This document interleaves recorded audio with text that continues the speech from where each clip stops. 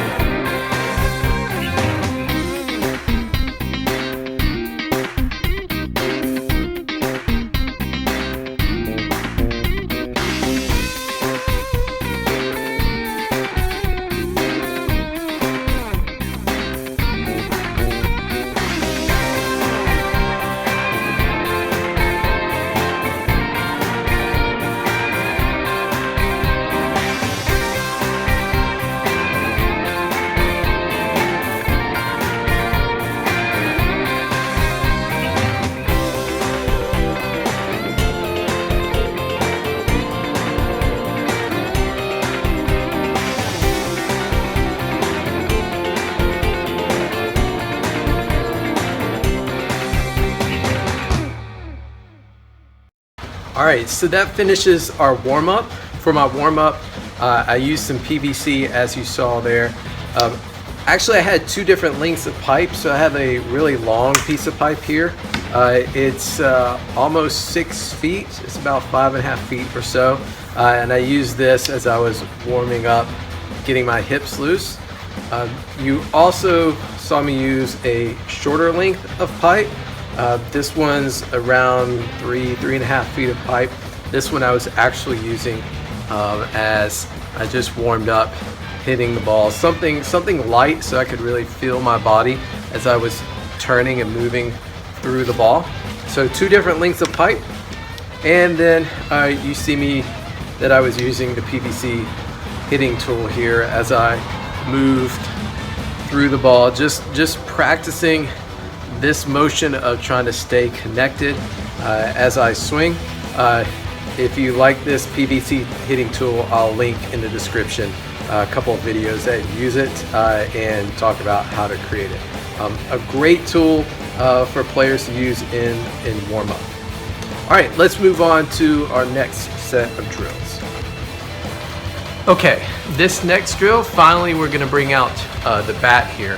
For this drill, we're working on our bat path going through the strike zone. So as you can see here with this piece of pipe, I'm trying to create a bat path that is slightly inclined to give us a good sort of launch angle with the ball. And as you can see here, I'm using 2 tees. So I have 1 tee set a little lower with a tee that's a little higher with the ball. And I've got a longer piece of pipe that sits on that tee and goes into the net here. And what I'm going to try to do with the bat is I'm going to try to keep this bat on plane with that pipe for as long as possible.